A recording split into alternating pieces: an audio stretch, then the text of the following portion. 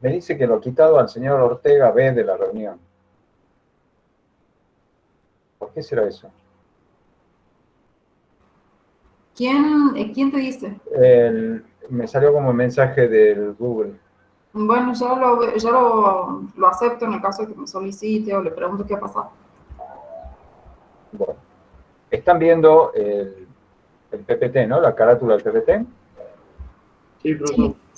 Bien. Bueno, hoy terminamos el tema de medición de magnitudes y cálculo de incertezas experimentales. Vamos a pasar a ver el caso de mediciones indirectas y vamos a ver si es posible en mediciones indirectas considerar hacer una sola medición o varias, ¿no? Esto ya está cumplido. Entonces, bueno. ¿Qué se entendía por una medición directa cuando se hacían n mediciones? Bueno, lo que hacía yo era simplemente tomar un instrumento, aplicarlo sobre la magnitud que yo quiero medir, tomar n mediciones, estimar el error mínimo, sacar el promedio, error cuadrático medio del promedio y dar el valor acotado, ¿no es cierto? Como la cota se forma con la suma del error mínimo más el error cuadrático medio, lo que tengo que ver es que estas n mediciones me garanticen que el error accidental medido por el error cuadrático medio del promedio sea despreciable frente al error mínimo. Esa es la situación más conveniente. La situación más deseable es cuando se le saca el mayor provecho al instrumento del que se dispone. Bueno, aquí está realizado lo mismo para tres magnitudes, ¿no? Una longitud, una masa, un tiempo. El procedimiento general es el mismo. La idea es que cuando demos el valor acotado de cada una de estas magnitudes, tratemos de que el margen de incertidumbre, la cota, sea lo más pequeña posible, que eso significa que sea igual al error mínimo que tiene cada medición. Pero ¿qué pasa cuando tenemos que medir, esto es lo que sigue, ¿no? Cuando tenemos que medir una magnitud que no se determina de manera directa? Por ejemplo, aquí en el campo, ¿sí? Tenemos que alambrar este campo para que no se nos escape la potranca. ¿Qué hay que hacer para saber cuánto alambre comprar? Y bueno, hay que medir el perímetro del campo, ¿no es cierto? ¿Cuánto mide el perímetro del predio donde va a estar encerrada la potranca? Bueno. Como nos hemos esmerado mucho en hacer la representación artística de la magnitud a medir, hemos pedido una consulta sobre el arte de la representación, le preguntamos a un especialista y la crítica no fue muy buena. Bueno, sigamos con ciencia nomás. Lo que tenemos que medir es la magnitud que se llama el perímetro, ¿no es cierto?, de un rectángulo. Está puesto, parece un trapecio porque, bueno, puede ser un trapecio, no importa, pero acá parece un trapecio porque estaba en perspectiva, pero es un rectángulo, pero podría ser un trapecio, ¿sí? ¿Cómo se define el perímetro de un paralelogramo? Es la suma de las longitudes de los lados, ¿no es cierto? O sea, no tenemos un instrumento que directamente nos pueda medir el perímetro. Tenemos que medir cada lado del paralelogramo y luego medimos indirectamente la magnitud perímetro como la suma las longitudes de cada uno de los lados. Entonces, es una medición indirecta. Lo que necesitamos saber es, bueno, entonces, lo llamamos al agrimensor para que mida el campo. Viene el agrimensor, pone su teodolito en una de las esquinas del campo, hace una medición y nos dice, bueno, el lado A de tu cerco para la potranca mide tanto, más menos tanto. Y ahí nos hace acordar, claro, toda medición está acompañada de una incertidumbre, ¿no es cierto? Aquí yo discriminé, puse que la incertidumbre, todo el intervalo de incertidumbre, es una parte que puede ser una medición por encima del verdadero valor y otra parte que puede ser una medición por debajo del verdadero valor. Entonces, ¿qué dijimos en cuanto a minimizar y esta incertidumbre, perdón, tiene dos orígenes, ¿no es cierto? Tiene dos orígenes, toda esta incertidumbre. Por un lado, la incertidumbre propia del instrumento y del método que se usa para medir, ¿cierto? Y por otro lado, la intervención o la aparición o la intromisión del error accidental. Esa es la parte que podemos minimizar. Es decir, usando un instrumento bueno y un método bueno, obviamente el error mínimo va a ser lo más chiquito posible, ¿sí? Pero está la parte del error accidental, que esa, ¿cómo la minimizamos? Y bueno, le pedimos al agrimensor que no nos deje contento con una sola medición, que mida varias veces y que entonces saque un mejor valor, de manera de que el error accidental tenga la mínima incidencia sobre la medición, ¿no? Bueno, entonces, la cota de la medición de cada lado va a estar formada por el error mínimo del instrumento y el error cuadrático medio del promedio, que vamos a tratar que con un número suficiente de mediciones sea despreciable frente al error mínimo, ¿sí? Bueno. ¿Cómo será entonces? Bueno, entonces, ya el hecho de que hagamos una única medición de cada una de las magnitudes con la que vamos a determinar indirectamente nuestra magnitud perímetro, no tiene sentido hablar de una sola medición, porque si queremos que el margen de incertidumbre de la medición sea el más chico posible, habría que medir n veces cada lado, con n por lo menos 5, y de ahí probar si con esas 5 mediciones se bajó lo suficiente el error cuadrático medio, ¿no es cierto? Entonces, si ya sabemos que no podemos hacer una única medición, a estos valores, los valores acotados de los lados A, B, C y D del perímetro del campo que queremos alambrar, lo habremos obtenido luego de hacer muchas mediciones de cada uno de los lados, ¿sí? Muchas, bueno, 5 o más, ¿sí? Pero el tema es que ni aún en el caso de medir indirectamente podemos conformarnos con una única medición de cada magnitud, de la que depende la magnitud total, de la que se mide indirectamente. O sea, no nos tendríamos que conformar que para determinar el perímetro de este campo se midan una sola vez cada lado. No debería ser, ¿sí? Bueno. Entonces, supongamos que finalmente tenemos los valores acotados, bien acotados, con la mínima incertidumbre posible en cada medición, de los 4 lados de este predio, de este campo. ¿Cómo calculamos el mejor valor de la magnitud perímetro? ¿Cómo les parece? ¿Cuál es el mejor valor de la magnitud perímetro acá?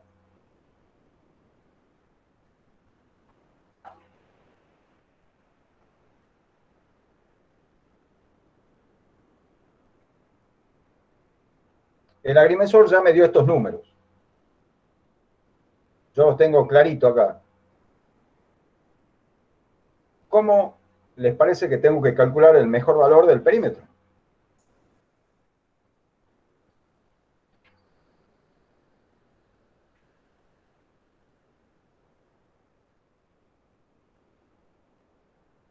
¿Me están escuchando?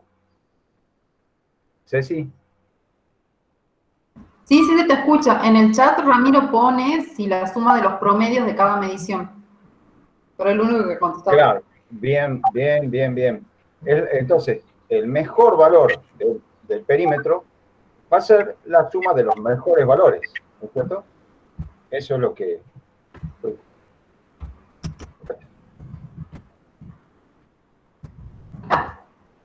Ah, no, perdón.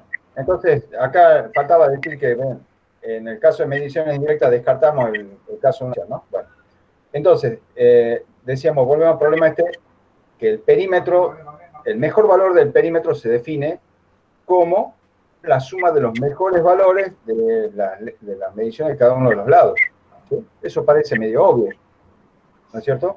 O no era tan obvio. ¿Por qué se han quedado todos tan paralizados? Bueno, y la incertidumbre Ah, perdón, Horacio, en tu del periodo, suma, ¿no? Del perímetro. en la suma del perímetro, fíjate que dice A va a ser igual al promedio más o menos delta de A. Y cuando llegas al set, dice A. Entonces capaz que se han quedado colgados ahí los chicos. Ah, ahí tiene que decir C. Sí. Ahí. Ah, una doble copia. Bueno. ¿Qué hacemos con la incertidumbre?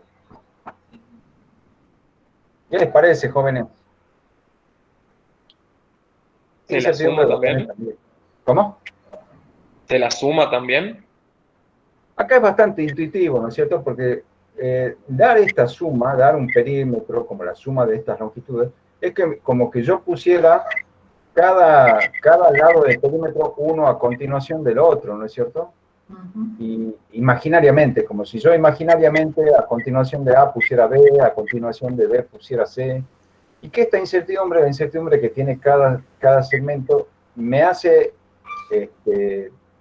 me complica el tema de dónde hago coincidir el segmento B con el segmento A, dónde hago coincidir el segmento C con el segmento B y así.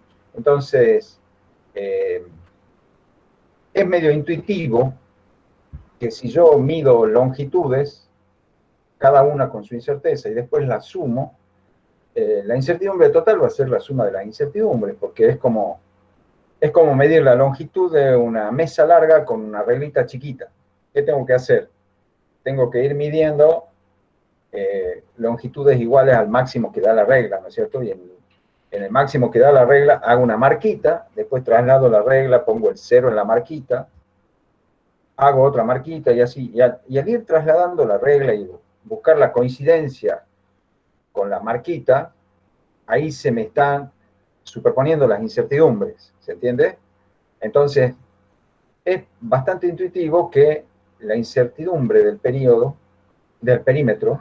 va a ser la suma de las incertidumbres de cada lado. Disculpen ahí que se escapó. Tendría que ser el lado C, ¿no? Igual a C más menos delta de C. Entonces, esta magnitud que se define como la suma de 4 términos, que se define como la suma de los 4 términos, si cada término ha sido medido de manera independiente, y tengo mejor valor e incertidumbre, el mejor valor de la suma es la suma de los mejores valores. Así de simple. Y la incertidumbre es la suma de las incertidumbres. Y las incertidumbres son absolutas acá, ¿no? Estoy tomando el error absoluto del perímetro igual al error absoluto del lado A, más el error absoluto del lado B, más el error absoluto del lado C, más el error absoluto del lado D. ¿Sí? Entonces, así de sencillo. Bueno, vamos a poner un ejemplito más picante. Supongamos que necesito determinar la superficie de esta chapa metálica. ¿Sí? Necesito la superficie de la chapa metálica, pero solo de la parte metálica.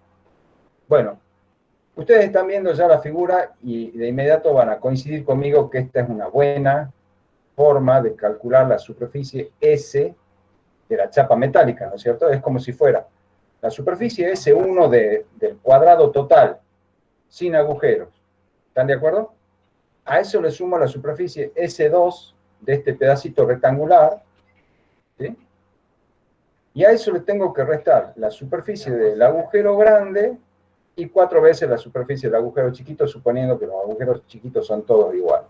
¿Están de acuerdo conmigo? Sí. Sí. Sí. Es una buena manera, la geometría de la chapa me lo está sugiriendo, ¿no es cierto? Claramente, yo la descompongo a la geometría esta en partes más sencillas, y bueno, entonces la superficie total del metal es esta, la suma de los dos paralelogramos regulares menos la superficie de los 4 agujeritos. Entonces tendríamos que medir cuidadosamente cada una de esas superficies, ¿no es cierto? Tendría que medir los lados del cuadrado, calcular la superficie, medir los lados del rectangulito, calcular la superficie, medir el diámetro del agujero, calcular la superficie, medir el diámetro del agujero chiquito y multiplicarlo por 4. Y así me daría. Entonces el mejor valor de la superficie de esta chapa metálica va a ser una combinación de sumas y restas, ¿lo ven? Tengo que sumar el cuadrado más el rectángulo y tengo que restar el círculo grande y 4 veces el círculo chiquito. ¿Está? ¿Cómo será la incertidumbre de esta medición indirecta? ¿Será que extendiendo la conclusión que acabamos de sacar para el perímetro, yo la incertidumbre la calculé así, como la suma de las incertidumbres de las partes que se suman, ¿sí? Menos las incertidumbres de las partes que se restan. ¿Será así? No, para mí no. Se tenía Para que usted, sumar todo. ¿para alguien sí?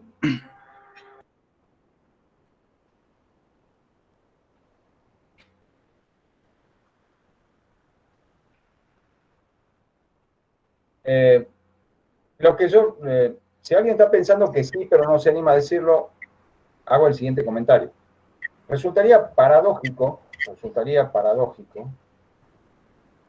que yo tuviera que restar incertidumbre, porque entonces yo diría, bueno, puedo mejorar, puedo hacer muy chiquita la incertidumbre de la superficie total, aumentando la incertidumbre en la medida de los términos que tengo que restar. O sea, la incertidumbre del todo va a mejorar haciendo aumentar la incertidumbre de una de las partes. Eso suena medio como feo, ¿no es cierto? No es razonable restar incertidumbre, porque aunque yo tenga que restar el valor de las superficies, si esa superficie tiene un valor difuso, un valor no muy determinado, afecta con incertidumbre a la superficie total. Entonces, aunque yo sustraiga un valor, si estoy sustrayendo un valor con incertidumbre, hay incertidumbre en el resultado total que se incrementa por la incertidumbre de esta cosa que estoy restando. Entonces, aunque yo reste magnitudes, las incertidumbres de esas magnitudes suman a la incertidumbre total del resultado. ¿Sí? Siempre es suma. Entonces, de estos dos ejemplos sencillos, pero que nos han hecho reflexionar un poquito, llegamos a una primera reglita de lo que se llama la propagación del error. Estamos haciendo lo que se llama la propagación del error. Es decir, cómo se afecta a la incertidumbre total de una magnitud determinada indirectamente por el hecho de que cada una de las magnitudes intervinientes tiene su propia incertidumbre. ¿Sí? Estamos viendo cómo se propagan las incertidumbres de cada una de estas magnitudes medidas, cómo se propagan a la incertidumbre total de la magnitud medida indirectamente. ¿Sí? Bueno, la primera reglita para la propagación del error nos dice lo siguiente. Si una magnitud m se define como una suma algebraica de n magnitudes, ¿sí?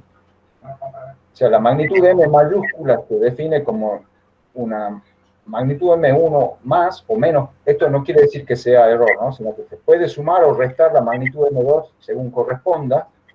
Se puede sumar o restar una m3 según corresponda, y así hasta que se pueda sumar o restar una cierta magnitud m sub n según corresponda. O sea, esto puede ser una suma algebraica, como la que acabamos de ver, ¿no es cierto? Acá tenemos un caso, ¿dónde está? Acá tenemos un caso donde la magnitud se forma por sumas y restas. Bien, entonces acá tenemos el caso más general, donde algunos de estos términos serán positivos, otros serán negativos. Eso define la magnitud m. Si tenemos valores medidos de cada una de estas magnitudes m sub i con sus respectivas incertezas o incertidumbres, ¿sí?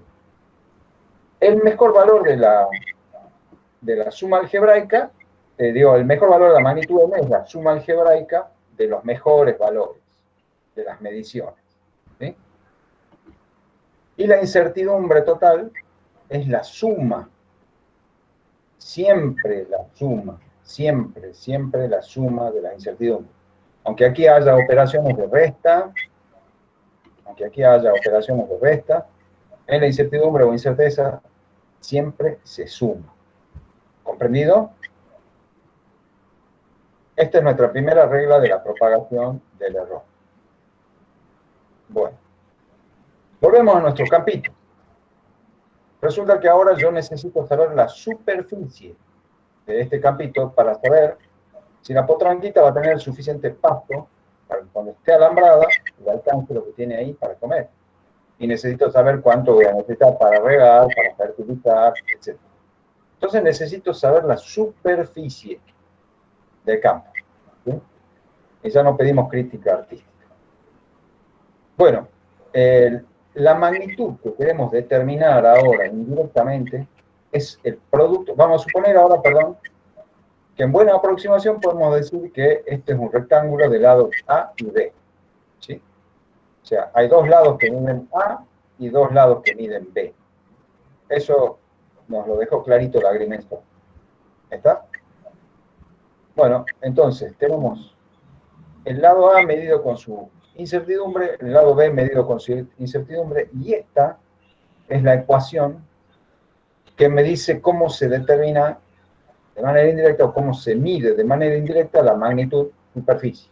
¿Sí? Bueno, si hacemos la operación con A más menos delta de A, ¿no? Aquí está el lado A con el segmentito que hace las veces de incertidumbre. Y acá está el lado B con el segmentito que hace las veces de incertidumbre. Si hacemos esa operación, lo que nos queda geométricamente sería esto. ¿Sí? Vamos a hacer un producto de dos binomios. ¿Sí? A más menos delta de A por B más menos delta de B. Al hacer un producto de dos binomios nos quedan 4 términos. ¿Sí? Cada una de estas superficies, cada una de estas superficies numeradas de 1, 2, 3 y 4, corresponde a cada uno de los términos de ese binomio, de ese producto de binomios, perdón. El más grande es el producto de A por B, porque sería el producto de los mejores valores. ¿Sí? Este es el rectángulo 1, el producto de los mejores valores. El que está marcado como 2, fíjense qué superficie tiene. Tiene una superficie que tiene un lado que es A y el otro que es delta de B. Entonces, es A por delta de B. El que está marcado como 3 es B por delta de A. Un lado B y el otro lado delta de A. Y el último pedacito, este cuadradito, o podría ser rectangulito según, tiene una superficie delta de A por delta de B. Fíjense, acá tengo el producto de los mejores valores y acá los otros tres son superficies donde siempre hay al menos un delta metido. Entonces, estos tres conforman lo que sería la incertidumbre que afecta a la magnitud S. ¿Sí? Si se fijan, el mejor valor de la magnitud S es lo que está dibujado en línea fuerte, y todo lo que sería incertidumbre está encerrado en lo que está en líneas de trazo. Y eso que está encerrado en línea de trazo está formado por estos tres rectangulitos. ¿Sí? Entonces, esos tres rectangulitos constituyen la incertidumbre con la que yo puedo medir indirectamente la superficie S. ¿Comprenden, jóvenes? ¿Les está resultando razonable esto que estoy diciendo? Sí. Sí, profe. Bien. Sí. Bien. Bueno, resulta que si yo analizo esta suma de incertidumbres, acá tengo un producto de dos incertidumbres, ¿sí? Que como son, la idea es que sea lo más pequeña posible, este producto va a ser mucho menor que estos otros dos términos, ¿sí? ¿Están de acuerdo conmigo? Ujú. Entonces, perdón, me estoy adelantando. Solo porque sí, digo, bueno, ¿qué pasa si a toda esta igualdad la divido por S, por el mejor valor de la superficie? Hago el cociente, divido en S. Entonces, a A por delta de B lo divido por AB. A B por delta de A lo divido por AB. Y a delta de A por delta de B lo divido por AB. Listo, dividí todo por A por B. ¿Sí? Entonces podré hacer simplificaciones y ahora sí, como este numerador es un producto de dos incertidumbres, de dos errores, será muy chiquitito frente a los demás, entonces lo puedo eliminar, lo puedo considerar despreciable. Y me queda esta ecuación que está muy linda. Y me dice, esta ecuación, me dice que esta magnitud S, que se calcula como el producto de otras dos magnitudes, tiene un error relativo igual a la suma de los errores relativos de las magnitudes que se han multiplicado. Está lindo, nos está diciendo que en el caso de tener, habíamos visto entonces que en el caso de sumas y restas, el error absoluto de la suma total era la suma de los errores absolutos. Acá esto nos está diciendo que cuando tengo productos, el error relativo total de la magnitud calculada por productos, el error relativo de la magnitud calculada por productos es igual a la suma de los errores relativos de cada factor, ¿sí? O por lo menos ha salido acá en un caso de un producto de dos factores. ¿Será esto una regla general? A ver, demos un pasito más. A esta superficie, supongamos que ya no sea el campo donde está la potranquita, le aumentemos una dimensión más, le pongamos un lado C, con una incertidumbre delta de C, ¿y qué nos quedaría? Ajá. Ahí nos quedaría un volumen ABC, ¿sí? El volumen ABC, y nos quedarían un montón de otros volumencitos que serían siempre productos de lados medidos por incertidumbre, ¿sí? Lado medido por incertidumbre, lado medido por incertidumbre, y volúmenes que son todos productos de incertidumbre. Si yo hago lo mismo, el mismo procedimiento,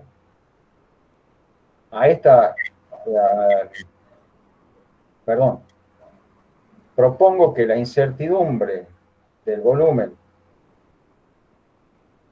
es la suma de todos los volúmenes estos mezclados, que habría que ponerse a hacerlo uno por uno, y después divido en B y elimino los términos donde aparezcan productos de incertidumbres, me queda esto, ¿sí? No lo hice al procedimiento total, pero ustedes lo pueden hacer, si se basan en este dibujito, le ponen qué volumen representa cada uno de estos prismitas, ¿sí? Va a haber algunos que son producto de dos incertidumbres por un lado, otro que, ¿entienden? Entonces, otro, el cubito este va a ser producto de las tres incertidumbres. Entonces van a tener cosas que van a poder despreciar. Y en definitiva, nos queda esto. Que si yo tengo una magnitud definida por un producto de tres factores, el error relativo de esta magnitud es la suma de los errores relativos de cada factor. O sea que se cumplía para el caso de 2, se cumple para el caso de 3, entonces esto es una cuestión general.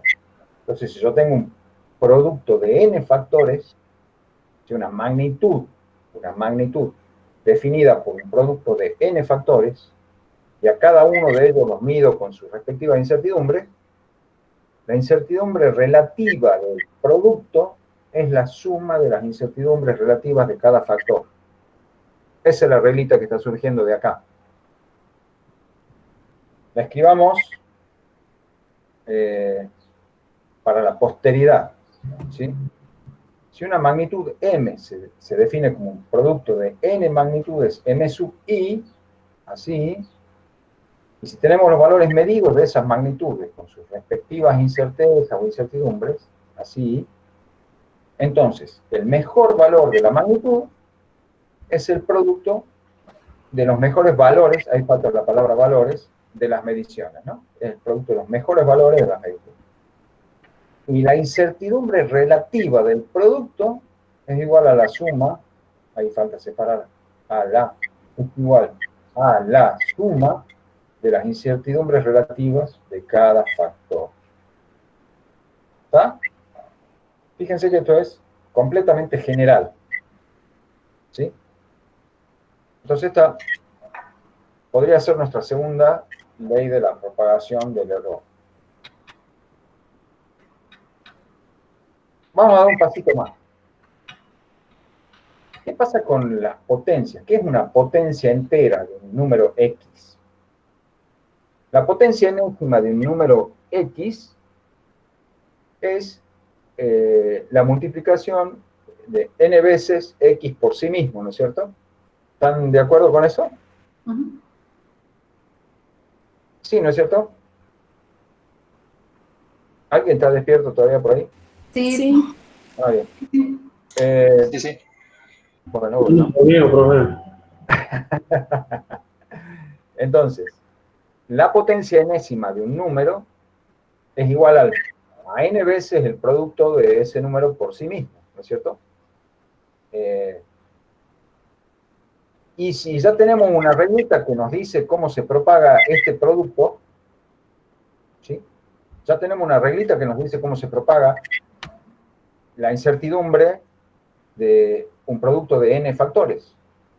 Entonces, la incertidumbre relativa de este término, de esta variable x a la n, es igual a la suma de las incertidumbres relativas de cada término. Entonces, como cada término es la incertidumbre relativa de la propia variable x, esto es n veces la incertidumbre relativa de x. ¿Se entiende?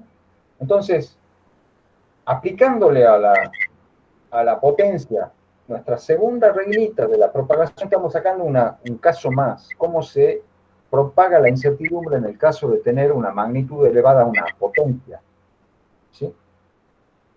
Si yo mido una cierta magnitud con su incertidumbre y después para hacer un cálculo a esa magnitud la tengo que elevar a una determinada potencia, la incertidumbre de la nueva magnitud al elevar a potencia es n veces la incertidumbre relativa de la magnitud medida.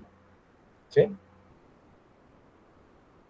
Bueno, ¿y qué pasaría con una magnitud como una velocidad media? Es un cociente. Yo tengo la velocidad media, es una distancia recorrida por el tiempo que se demora en recorrer. Esa es la velocidad media en un intervalo, ¿no es cierto? En una longitud, en un lapso de tiempo. Pero yo podría esto ponerlo así, ¿o no? X dividido t es como x por t a la menos 1. ¿No es cierto? Sí. Y si tengo t a la menos 1, podría aplicar esta reglita y decir entonces que el delta de t a la menos 1 sobre t a la menos 1 será menos 1 por delta de t sobre t. Entonces podría decir yo que la incertidumbre de la velocidad es delta de x sobre x menos delta de t sobre t, porque esto es t a la menos 1. Entonces, si aplico esta reglita así tal como está, con el caso de n igual a menos 1, ¿sí? Me quedaría menos 1 por delta de t sobre t. Y tendría que ser así.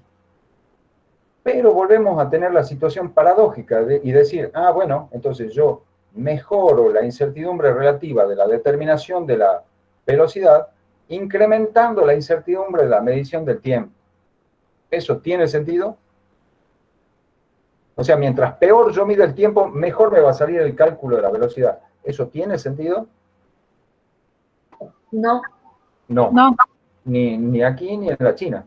Entonces, es obvio que si la magnitud velocidad depende de la magnitud, la magnitud velocidad media depende de la magnitud espacio, de la magnitud tiempo, las incertidumbres con que yo determine ese espacio y ese tiempo van a incrementar la incertidumbre de la determinación de la velocidad. Entonces, también en este caso, en el caso de los cocientes, cuando una magnitud se define como un cociente, la incertidumbre del cociente es igual a la suma de las incertidumbres del numerador y del denominador. ¿Sí? Entonces, la incertidumbre de la reglita de la propagación del producto de magnitudes nos está sirviendo acá para encontrar otritas, ¿no? Eso nos permitió encontrar cómo es la incertidumbre de una potencia y con la ayuda de la incertidumbre en la potencia hemos llegado a una paradoja en la incertidumbre de un cociente y con eso hemos llegado a una reglita que es lógica para la incertidumbre de un cociente. ¿Sí? Juntando todo esto, podemos enunciar una tercera regla de la propagación del error. Espero que les resulte razonable. Fíjense. Vamos a englobar todas las posibilidades, que yo tenga una magnitud elevada a una potencia. Y que esa potencia pueda ser positiva o negativa. Si es una potencia negativa, quiere decir que en realidad es un cociente, ¿sí? Porque m a la menos p es como 1 sobre m a la p. ¿Está? Entonces, decir que multiplico por m a la menos p es lo mismo que decir que divido por m a la p. Y p puede ser 1. Entonces, la operación de dividir por m, la puedo poner como el producto de m a la menos 1. ¿Sí? Entonces, todo eso lo englobo aquí. ¿Sí? Acá tengo una magnitud m que se define como un producto de n magnitudes elevadas a potencias positivas o negativas. ¿Sí? Acá tenemos n factores y cada uno de ellos es una magnitud m sub i elevado a alguna potencia, positiva o negativa. ¿Sí? Cada una de estas magnitudes m sub i ha sido medida con su respectiva incerteza. ¿Sí? O sea, se midió cada una de esas magnitudes, yo tengo el mejor valor de cada magnitud y tengo la incerteza de cada magnitud. Entonces, el mejor valor de la magnitud m grande va a ser el producto de los mejores valores de estas mediciones elevado a su correspondiente potencia. ¿Sí? Si este M1 estaba elevado a la más P, acá tendré el mejor valor de M1 elevado a la más P. Si M2 estaba elevado a la menos Q, acá tengo el mejor valor de M2 elevado a la menos Q, y así siguiendo hasta tener todo.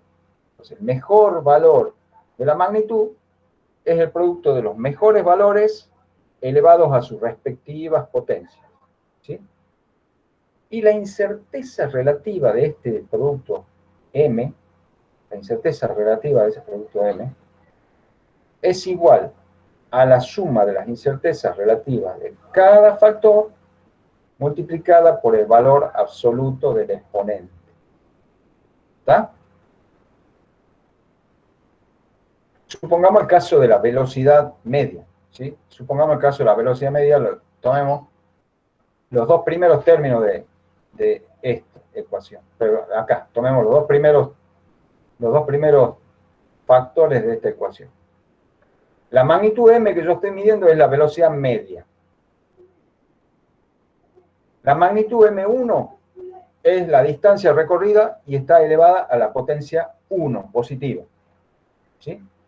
La magnitud m2 es la magnitud tiempo y está elevada a la potencia menos 1.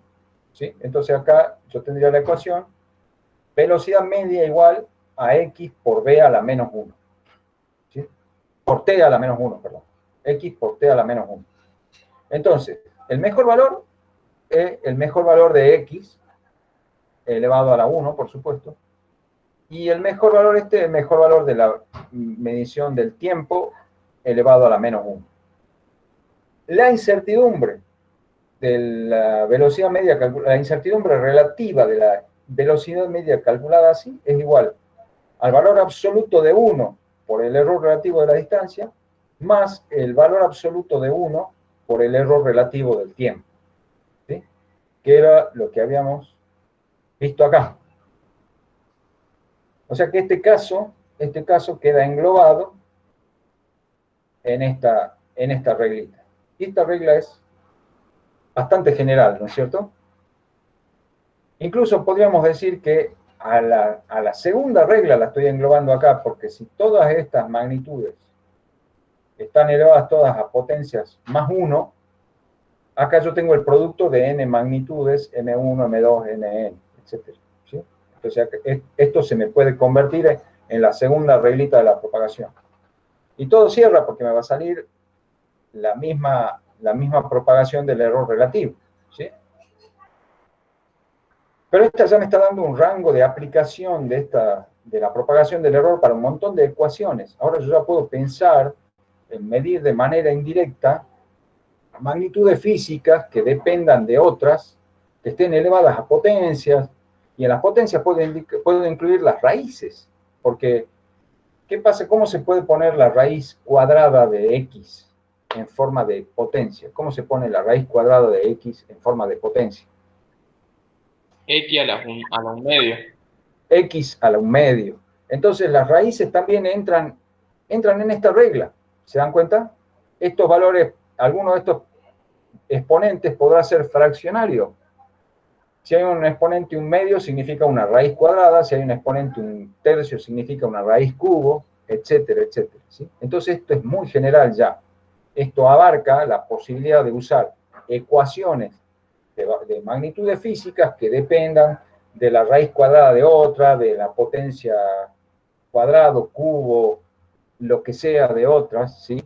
Ya podemos manejar ecuaciones con operaciones algebraicas que definan una determinada magnitud y podemos encontrar entonces el mejor valor de esa magnitud y la incertidumbre de esa magnitud. ¿Están de acuerdo? ¿Les parece entonces que estamos ganando algo? Sí, profe. Porque esto nos está permitiendo determinar cómo las incertidumbres de cada magnitud que yo medí acá, cómo estas incertidumbres se propagan a la magnitud total. Acá me lo está diciendo, clarito. Esto me está diciendo cómo la incertidumbre relativa total de la magnitud que yo calculo con esta ecuación depende de las incertidumbres de cada una de las magnitudes medidas. ¿Sí? Ahí está clarito como el agua. Esto nos da ya un manejo muy amplio. Entonces veamos ¿qué seguía? Es común que en todas las expresiones que definen alguna magnitud indirecta aparezcan constantes, ¿sí? Por ejemplo, ¿ya han visto la ley de Coulomb? En física 3. Todavía no. ¿Han visto la ley de gravitación universal? Tampoco. G. Caramba. ¿Han visto ¿qué han visto? El periodo de un péndulo ideal. No. O sea, sí. O sea, sí. El periodo sí. Sí. El periodo de un péndulo ideal, ¿no es cierto? ¿Cómo es la ecuación del periodo de un péndulo ideal? A ver, ¿quién me la dice así en el aire?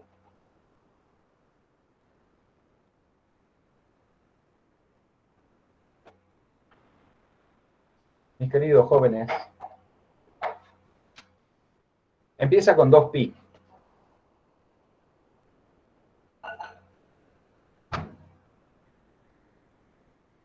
¿De qué más depende? Un péndulo ideal. Un péndulo ideal, sea donde. ¿El periodo? El periodo, sí.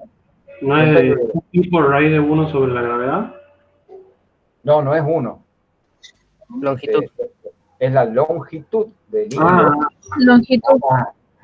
Es la longitud del hilo sobre la aceleración de la gravedad. Muy bien, esa es la ecuación. El periodo de oscilación de un péndulo ideal, ¿no? Formado por un hilo de longitud L que se considera inextensible, o sea, no se deforma para nada ese hilito. La masa está considerada como una masa puntual, es decir, es un cuerpo que no tiene dimensión. Tiene masa, pero no tiene dimensión. O sea, ya en el contexto del laboratorio podríamos decir que tiene dimensiones, pero las dimensiones son menores que el error con que se mide.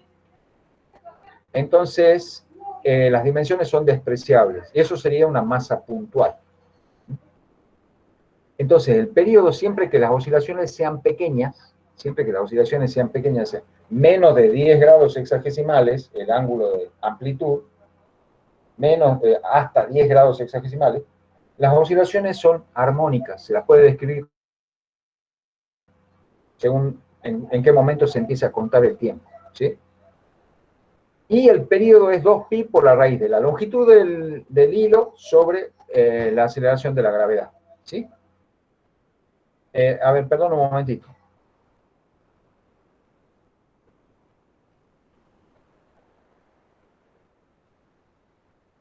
Perdón, Ceci, necesito un segundito.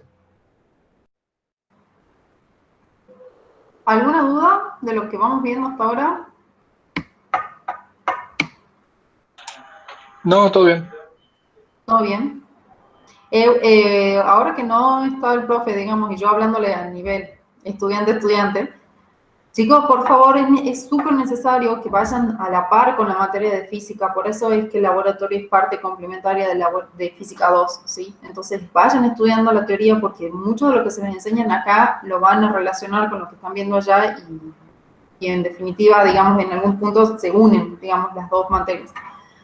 Entonces participen y estudien y hagan prácticos y esas cosas. Perdón, en vez de mutear y apagar la cámara, salí de la sesión. Mil disculpas. Todo bien. Bueno, continuemos. No sé, ¿qué están viendo? ¿La presentación? No, la sacaste. La saqué. Bien, ahora sí. ¿No? Bueno, entonces ya sabemos. Y ahí tengo entonces una magnitud física, período, que depende de otra, longitud, ¿sí? Que se puede medir.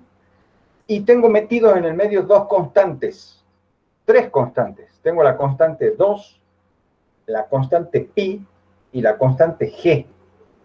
Y esas son constantes numéricas, pero de distinta naturaleza. La constante 2 es numérica pura, ¿sí? El número 2 es el número 2. Es una constante numérica entera, ¿sí? Esa sería una del tipo de constante que aparecen en las ecuaciones. Una constante numérica entera. La constante pi es una constante numérica irracional, ¿sí? Es una irracional, como el número e, la base de los logaritmos neperianos, o la famosa proporción áurea, phi, no sé si la conocen, después la pueden googlear, que es la proporción áurea. Esto lo volvía loco a los pintores y arquitectos del Renacimiento porque suponían que había una proporción ideal para establecer las dimensiones de los edificios, o los rostros de las personas, o los cuerpos, ¿sí? Es también un número irracional, ¿sí? Y también hay constantes físicas, como por ejemplo el vector g, aceleración de la gravedad, o la carga del electrón, o la velocidad de la luz en el vacío, o la masa de la Tierra, ¿sí? Entonces, en general, en las ecuaciones que usamos en física, hay tres tipos de constantes numéricas. Las numéricas enteras, las irracionales, donde la que más aparece seguramente es pi, y las constantes físicas. Esos tres tipos de constante aportan o no a la incertidumbre de la magnitud. O sea, si yo quiero calcular el periodo del péndulo, ¿me jorobará qué valor le pongo a pi? ¿Me jorobará cómo le pongo el valor de la aceleración de la gravedad? ¿Sí o no? Por suerte, las constantes numéricas enteras, 1. La incerteza de las constantes numéricas enteras es 0. Las constantes numéricas enteras se conoce con precisión infinita, porque ese 2 que aparece en la ecuación yo lo puedo poner como 2,0000000000000 y poner el delta de 2 allá en el recontra infinito. O sea, tiene un error absolutamente despreciable, directamente tiene incerteza 0. ¿Sí? Incertidumbre 0. Las constantes numéricas enteras no aportan error al cálculo de una magnitud. Buenísimo, ¿no es cierto? ¿Qué pasa con las constantes irracionales?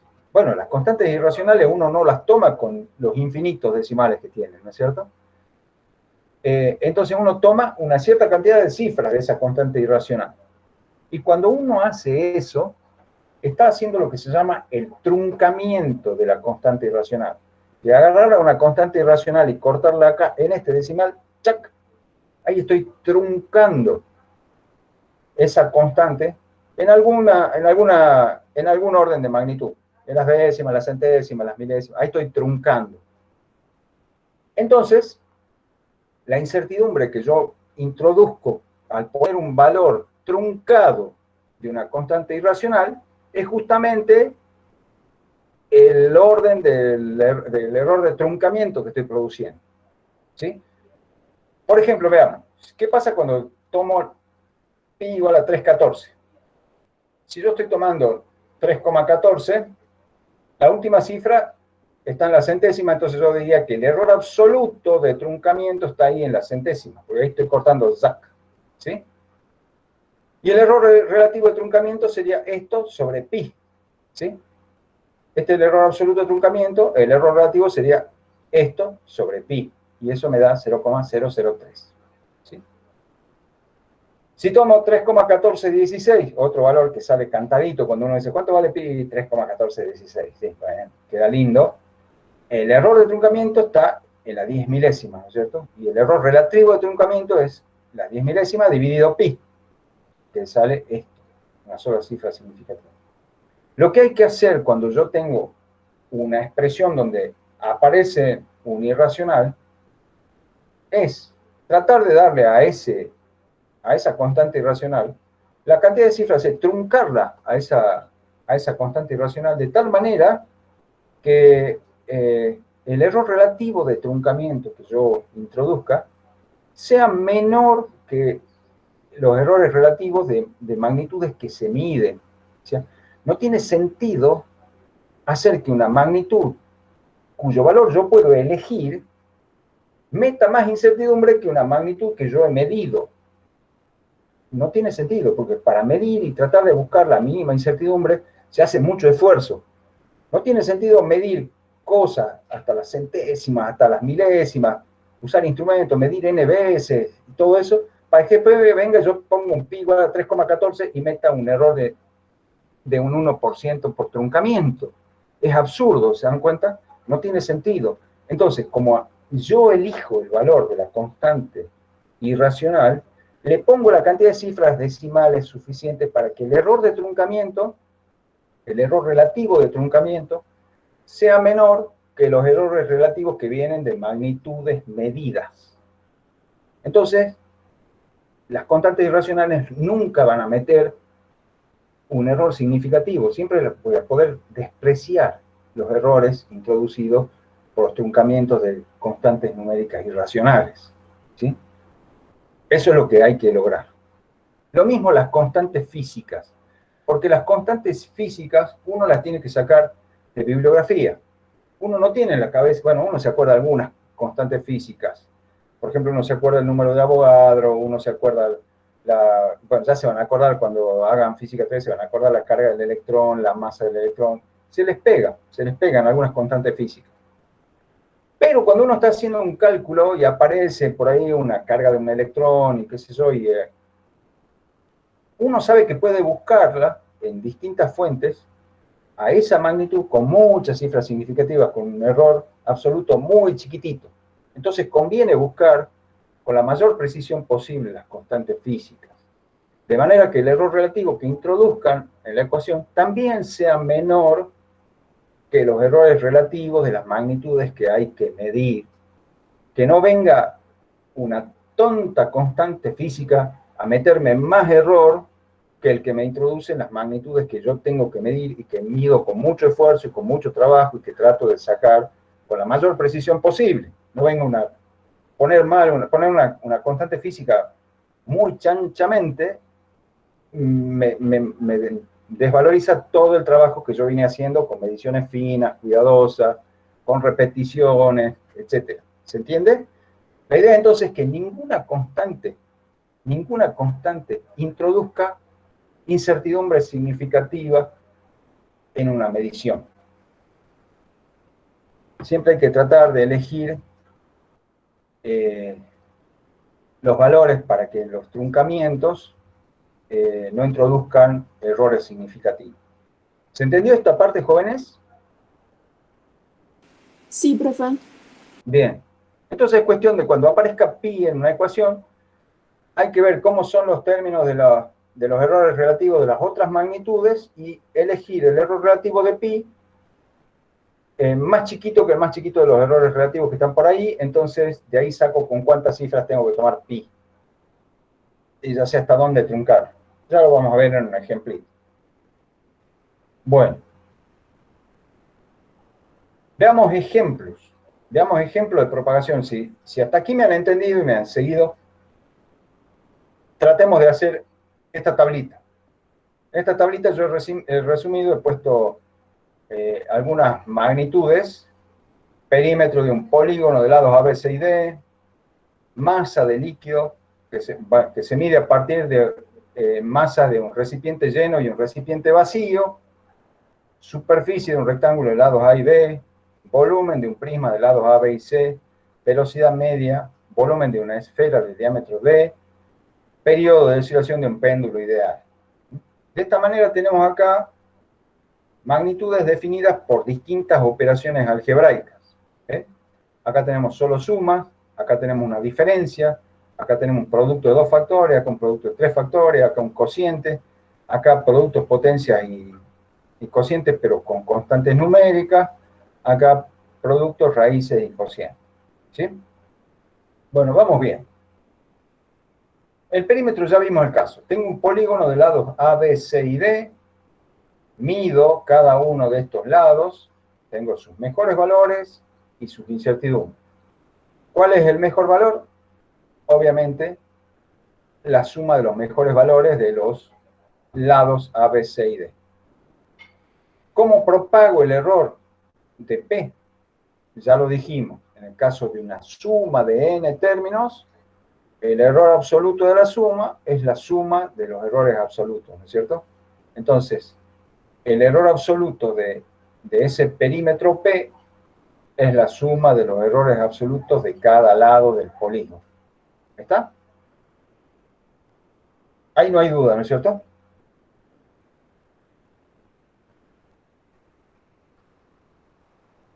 No, Bueno, profe. bien. No, profe. Este es un viejo truco para medir una masa de líquido. ¿Qué hago? Primero tomo un recipiente vacío y seco, bien limpio, lo peso vacío, ¿sí? Después pongo la cantidad de líquido, lo peso lleno y hago la diferencia, ¿sí? Entonces, la masa de líquido es igual a la masa del recipiente lleno menos la masa del recipiente vacío. O sea, la magnitud se define como una diferencia.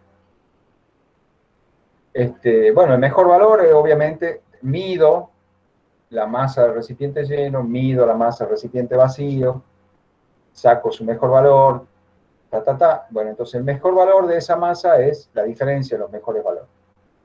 ¿Cómo será la propagación del error? Y bueno, es como el caso anterior. Hemos dicho que no puedo restar las incertidumbres. Aunque el mejor valor sea una diferencia, las incertidumbres son siempre las sumas. Entonces, la incertidumbre de la masa de ese líquido es la incertidumbre pesada de la masa del recipiente lleno, más la incertidumbre de la pesada, la masa con el recipiente vacío.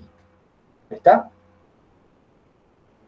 Superficie un rectángulo de lados A y B. Bueno, mido A, mido B, tengo mejores valores, mejor valor de A y de B me define el mejor valor de la superficie. ¿Cómo es la propagación del error? Aquí ya propago el error relativo. ¿Sí?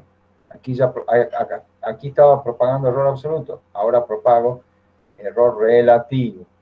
El error relativo de la superficie es igual a la suma de los errores relativos de los lados. ¿Y cómo saco el error absoluto de la superficie?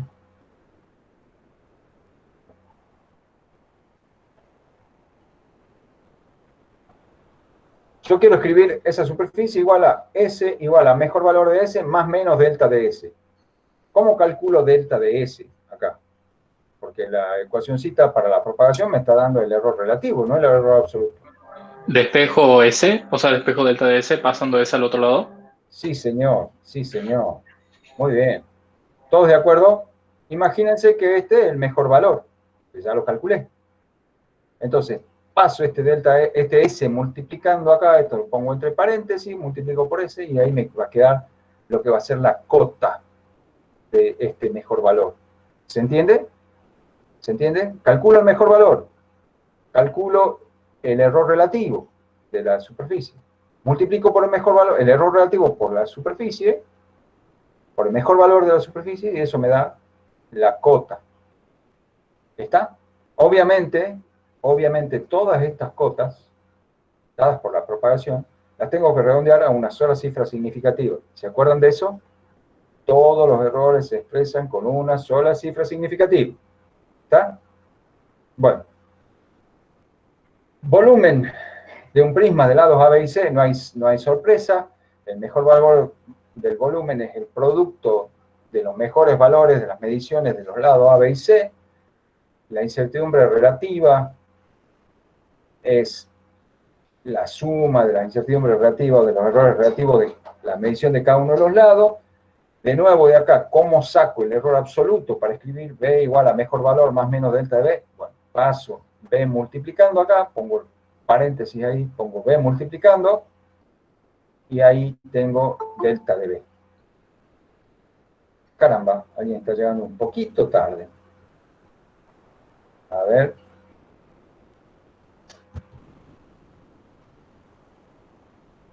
Lo reparemos como se merece. A ver.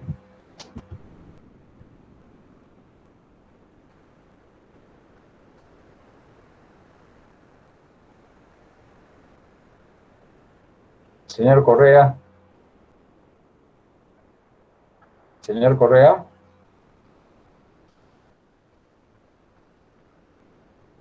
Está llegando un poquito medio tarde, ¿no? ¿Qué pasó?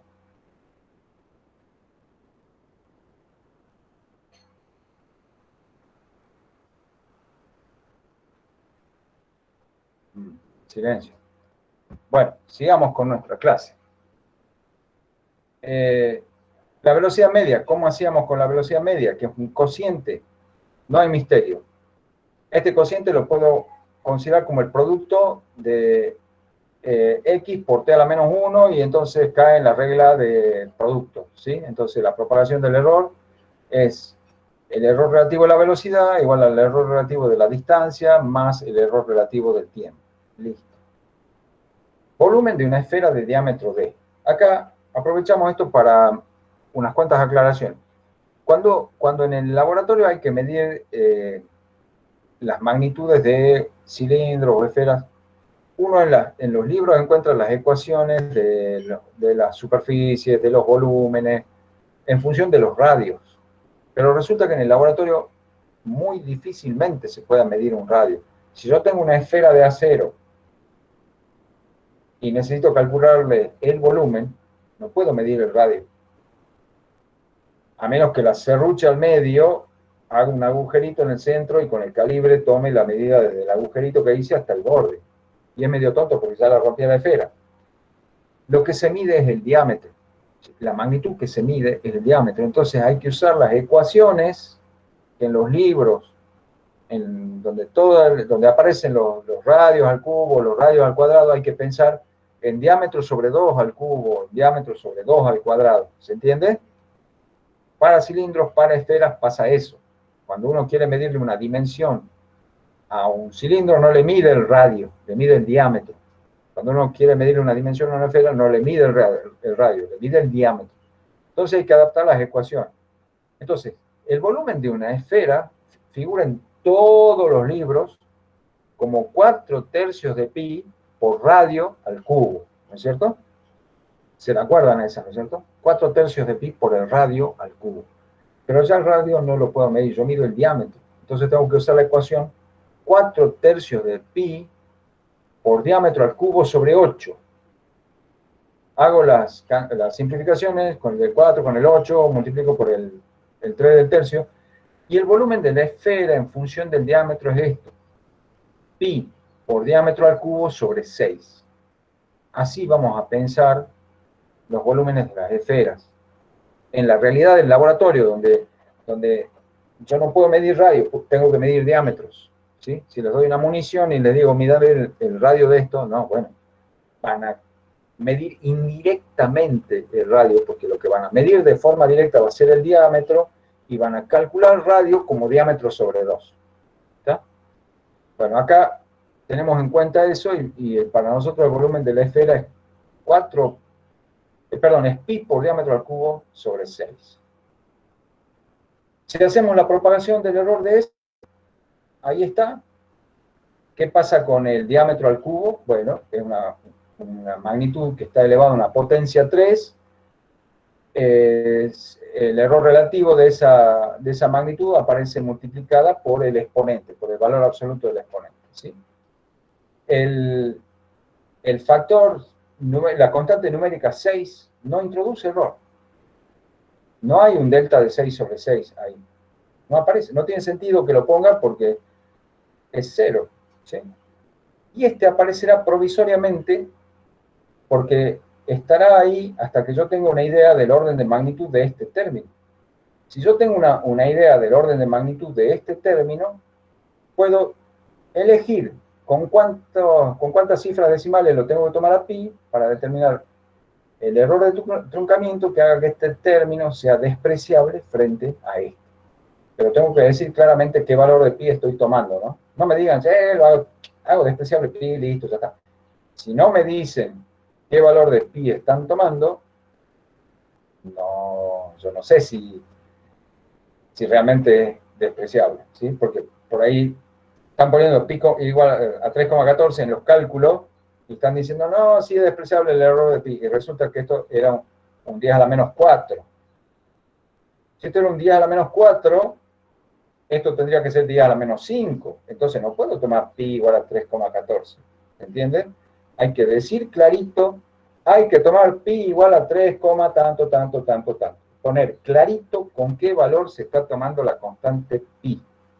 Entonces yo sé que ustedes saben cómo hacer despreciable el error de truncamiento. Si no me aclaran con qué valor están tomando pi, eso de que están haciendo despreciable el error de truncamiento de pi, no lo tomo en serio, ¿no? Bueno, y finalmente una ecuación un poquito más complicada, pero no tanto, porque es una magnitud física que depende de otra y después depende de constantes. Depende de la constante numérica 2, la constante numérica irracional pi y la constante física g. Entonces la propagación es esto. La constante numérica 2 no mete error, ¿sí? Como L y G están debajo de un signo raíz, el delta de L sobre L y el delta de G sobre G van acompañados de un coeficiente un medio, ¿sí? Como tiene que ser. Pues están elevados a la 1 medio. Y de nuevo, el delta pi sobre pi está aquí solo provisoriamente, hasta que yo sepa de qué orden son estos términos. Entonces yo podré elegir el valor de pi que necesito para que este error relativo de truncamiento sea despreciable frente a los otros.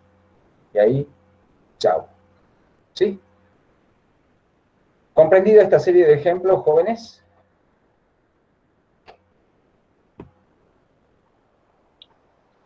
Sí, profe. Sí, Sí, profe. profesor. ¿Alguien tiene una duda? Sí, profe. ¿Alguien necesita una explicación, una aclaración de algo antes de seguir? No, todo bien. Todo bien. Bueno. A ver, perdóname un poquito.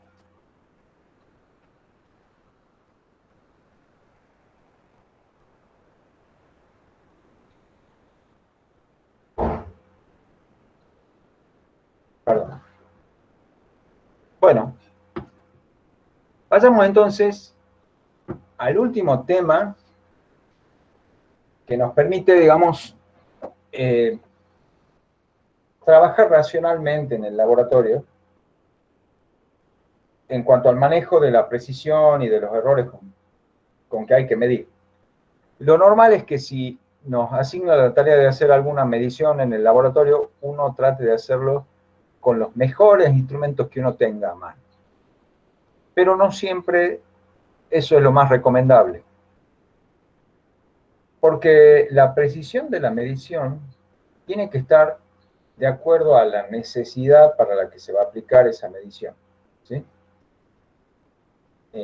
No tiene sentido, por ejemplo, que para construir una casa midamos la dimensión de cada ladrillo con una exactitud del 0,1%, ¿sí? O sea, no nos podemos poner a medir las dimensiones de los ladrillos con instrumentos micrométricos.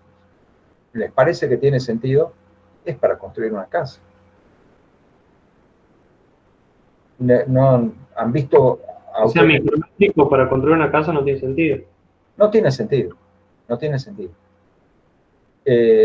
Lo mismo, si yo tengo una pequeña fraccionadora de azúcar y lo que hago es comprar azúcar a granel y la ensacheto en sachets de 1 kilo y la distribuyo a los supermercados, no necesito pesar cada sachecito de azúcar a la 10 millonésima de gramo, ¿sí?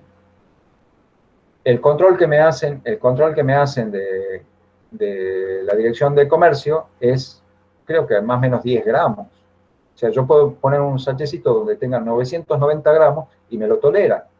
Puedo tener un sachecito que tenga 1 kilo y 10 gramos y no hay problema, ¿sí? Está dentro de lo admisible. O sea, hay cosas que tienen lo que se llama márgenes de tolerancia generosos. Las dimensiones de los ladrillos. Si ustedes comparan, los ladrillos pueden diferir hasta medio centímetro uno de otro.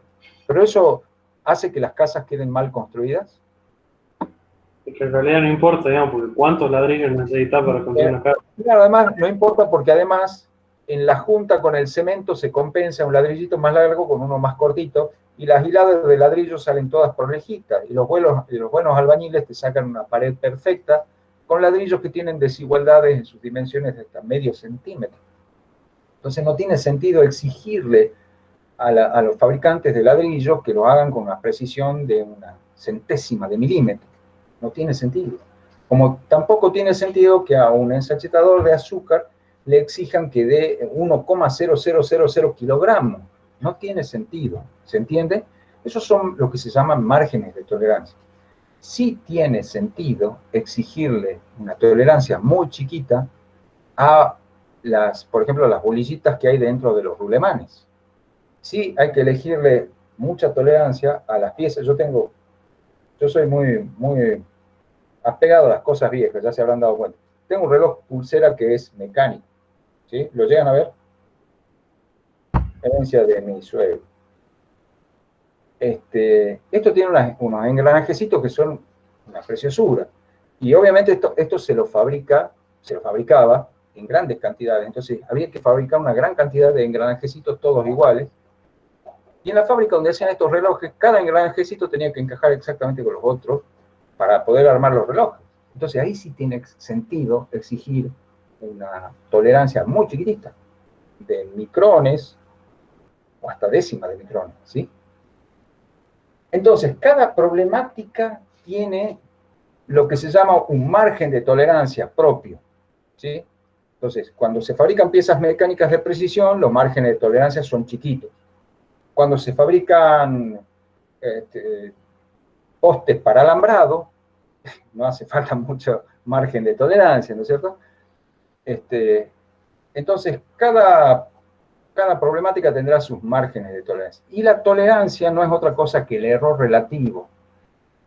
Cuando yo digo, sí, estos engranajecitos están fabricados con un 0,1% de micrón, quiere decir que las dimensiones de los engranajecitos están cuidadas hasta la centésima de micrón. ¿Sí? O sea, la tolerancia va a depender, digamos, de para qué la necesitas. La necesidad va a determinar la tolerancia. Claro. La necesidad determina la tolerancia, ¿sí? Y la tolerancia para nosotros significa el error relativo de esa magnitud, ¿sí? O sea, que me digan que el ensachetador de azúcar tiene un margen de 10 gramos en 1 kilo, es 10 gramos sobre 1000, ¿sí? Eso es el error relativo, ¿se entiende? Es el error relativo. Entonces, la tolerancia se traduce al error relativo. Bueno, entonces veamos un ejemplito de cómo se planifica cuando yo tengo que medir una magnitud, pero me han especificado la tolerancia con la que tengo que dar el resultado de esa magnitud. ¿Sí? Esto exige una planificación. Para usar adecuadamente el instrumental, para que yo no me vaya a medir esa magnitud con instrumentos carísimos, costosísimos, con procedimientos largos que involucran muchas horas de trabajo, si al final de cuentas era nada más que para una cosa liviana nomás, ¿sí? No necesitaba tanta precisión. Entonces, para no trabajar ni de más ni de menos, uno trata de ajustar los instrumentos y los métodos a la necesidad del problema particular de medición que estamos haciendo. Por ejemplo, se planifica cuando tenemos que, a partir de la definición de una magnitud y de la tolerancia con que se desea medirla, tenemos que determinar el tipo, apreciación, alcance y exactitud de los instrumentos con que hay que medir cada una de las magnitudes que intervienen en la definición. ¿Sí? Está medio... No está bien escrita esa frase, me parece que me agarro medio cansado. Bueno, veamos un ejemplo. Veamos un ejemplo. A ver, ¿qué quiero decir con todo este palabrerío? Me piden medir la densidad de un cuerpo de forma cilíndrica con un error no mayor del 5%. ¿Está? Acá tengo el esquema de lo que sería un cuerpo de forma cilíndrica. ¿Sí? Ese cuerpo tiene una base circular de diámetro D, una altura que siempre se llama H y una masa que siempre se llama M. ¿Está? Cuando yo tengo un cuerpo de esta forma, con esta geometría, la densidad es el cociente de la masa sobre el volumen. ¿Sí? Si usted calcula el volumen de un cilindro de superficie de diámetro D, superficie de la base de diámetro D, y altura H, le va a quedar acá pi por D cuadrado por H sobre 4, pero el 4 que está en el denominador del denominador pasa arriba, ¿no es cierto? Entonces, esta es la ecuación que me define la magnitud que yo quiero. Esta es la letra griega Rho, R-H-O. Esta es la letra griega Rho, que acá quiere decir densidad. Densidad es cuánta masa por unidad de volumen tiene este cuerpo. ¿Sí? Y depende de la masa, del diámetro y de la altura. ¿Está? Esta es la definición. Y yo traduzco la exigencia de que el error no mayor de un 5%, o lo que sería lo mismo que me digan, con una tolerancia del 5%. Es lo mismo decir, che, medímelo, pero no te vayas más allá del 5% de error, ¿sí? O sea, te doy una tolerancia del 5%. ¿Sí? Quizás me sale un poquito menos, no hay problema. Lo que no tiene que salir es más del 5%. ¿Está? Entonces, eso lo traduzco con el rigor matemático que nos caracteriza a todos los que estudiamos ciencias exactas, a esto, que el error relativo de esta magnitud tiene que ser menor o igual que 0,05. ¿Están de acuerdo?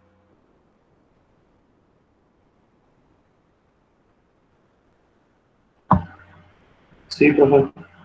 ¿Todos han seguido la idea? Estoy traduciendo la expresión coloquial. Sí, estoy traduciendo la expresión coloquial. Un error no mayor al 5% a la expresión matemática que el error relativo de esa magnitud sea menor o igual que 0,05. ¿Sí? Eso es lo que estoy haciendo.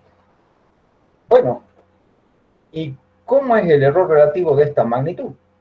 Bueno, yo ya sé propagar. Yo tengo, la magnitud acá está definida por una expresión algebraica que tiene productos, potencias, cocientes, y yo todo esto ya lo manejo, ¿no es cierto? Entonces, el error relativo de la magnitud densidad, esto, va a ser constante numérica 4, no introduce error. La variable m tiene su término de error, delta de m sobre m. La constante irracional pi, la pongo provisoriamente hasta saber cuándo la podré minimizar, ¿sí? El diámetro está elevado al cuadrado, entonces aparece 2 delta de d sobre d. Y la altura h, ahí está. ¿Ven? Ahí tengo la propagación del error, de acuerdo a las reglitas que hemos estudiado hace un ratito. Puede ser que no las tengan muy frescas, pero les suena razonable, ¿no es cierto? Yo podría poner esto como todo un producto, donde pi, d y h estén a la menos algo. Pi a la menos 1, d a la menos 2, h a la menos 1, entonces sería un producto de potencia. Un producto de potencias, entonces cada potencia va acompañada del valor absoluto de su exponente, y ahí está, esto. ¿Sí? Bueno. Y ahora a este segundo miembro, le impongo la condición que me dijeron. Esta suma de errores relativos no tiene que superar el 5%. Entonces la suma de estos errores relativos tiene que ser menor o igual que 0,05. Y esta la recuadré porque esta es la ecuación de trabajo para la planificación. Acá tengo una especie de radiografía de las incertidumbres que contribuyen a la incertidumbre total de la magnitud ρ que yo quiero determinar. ¿Ven? Ahí me está diciendo que lo más sensible acá es el diámetro, porque como el diámetro interviene elevado al cuadrado, cualquier pequeña pifiadita que hagamos en la medición del diámetro se amplifica por 2. Las magnitudes que entran en las ecuaciones elevadas a potencias hacen que la incertidumbre de esas magnitudes entren amplificadas a la incertidumbre total. ¿Se entiende? Pesa más la incertidumbre de las magnitudes que están elevadas a potencias, lo cual es razonable. ¿Sí? Porque decir que el diámetro está elevado al cuadrado es como decir que acá tengo que poner 2 veces el diámetro en el denominador, diámetro por diámetro. Y si está 2 veces el diámetro, su incertidumbre interviene 2 veces. ¿Se entiende? Entonces, mientras más alta sea la potencia a la que está elevado una magnitud que interviene en el cálculo de otra, más peso tiene la incertidumbre de esa magnitud sobre el cálculo de esa otra. ¿Está? Bueno, ahí está. Profe. Entonces, ¿cómo? Lo escucho. ¿Se baja la potencia 2 o entendí mal? Es como que se baja la potencia 2, porque dijimos, nuestra reglita de la propagación, era que si yo tengo una magnitud elevada a una potencia, es como el producto de n veces esa propia magnitud. Y la reglita de la propagación del producto de n factores es que era la suma, era esto, la suma del error de cada factor, del error relativo de cada factor, o sea que es n veces el error relativo del factor. Y es como si se bajara el exponente. En cierto sentido termina siendo como si se bajara el exponente. Bien, bien. Por nada. Bueno, ¿qué necesitamos? ¿Qué hacemos a continuación? A continuación yo necesito, si yo tuviera valores aproximados, ¿qué onda la masa? ¿Por dónde anda? ¿Cuánto es? ¿1 kilo, medio kilo, 100 gramos? ¿Qué onda el diámetro? ¿Metro, 50 centímetros, 3 milímetros? ¿Qué onda la altura? 10 centímetros, 1 centímetro. Si yo tuviera estimaciones de estas magnitudes, con esto yo ya puedo hacer milagros. Fíjense, si yo tuviera valores aproximados, que le vamos a llamar m viborita, ¿qué es m viborita? Un valor aproximado de la masa que tiene ese cuerpo. ¿Qué es d viborita? Un valor aproximado del diámetro. ¿Qué es h viborita? Un valor aproximado de la altura. Son valores aproximados, no son mediciones, ni siquiera son mediciones, son valores aproximados. Por ejemplo, si yo lo tuviera al cuerpito, si me lo dan al cuerpo y me dicen, che, necesito que me determines la densidad de esta muestra de material, y me lo dan al cuerpo y lo tengo en la mano, el solo hecho de tenerlo en la mano ya me está dando una idea de las dimensiones, ¿no es cierto? Y si no soy tan bueno para calcular las dimensiones, puedo agarrar una hojita milimetrada, cuadriculada, donde sé que cada cuadrito mide 5 milímetros, y con ponerla ahí en la hojita milimetrada, ya puedo ver qué onda el diámetro y qué onda la altura. Y eso no se le puede decir que sea una medición, ¿no es cierto? Es apenas una comparación rápida con algo que yo más o menos sé cuánto mide. Pero el cuadriculadito de las hojas cuadriculadas no es un metro patrón, ¿no es cierto? Pero es un recurso para tener un valor aproximado del diámetro o de la altura. O también vale que yo agarre una reglita milimetrada, una reglita que me vino en una cajita feliz, le choreo la reglita a mi hermanito que está yendo a la primaria, lo que sea, y puedo medir así a ojímetro rápido el diámetro y la altura. No puedo decir que son mediciones porque no están hechas ni siquiera con el instrumento adecuado, pero me están dando una idea bastante buena de por dónde anda en esas dimensiones. ¿Se entiende? ¿se acuerdan que habíamos dicho que el tema de medir era una serie de aproximaciones sucesivas?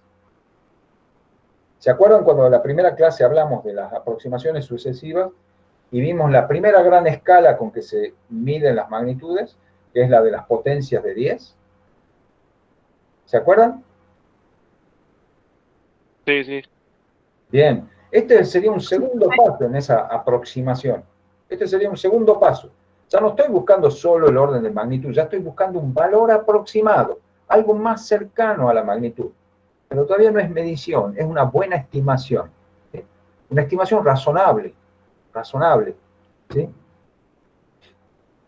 Entonces, si yo tuviera esas tres estimaciones de las magnitudes que necesito medir, porque de todo esto que está acá, yo lo único que necesito medir es la masa, el diámetro y la altura. A pi lo tengo que elegir, ¿está? Bueno, entonces yo necesito unas estimaciones de las magnitudes que necesito medir, que tengo que medir. Y supongamos que de alguna manera lo he conseguido. Lo difícil es estimar masas.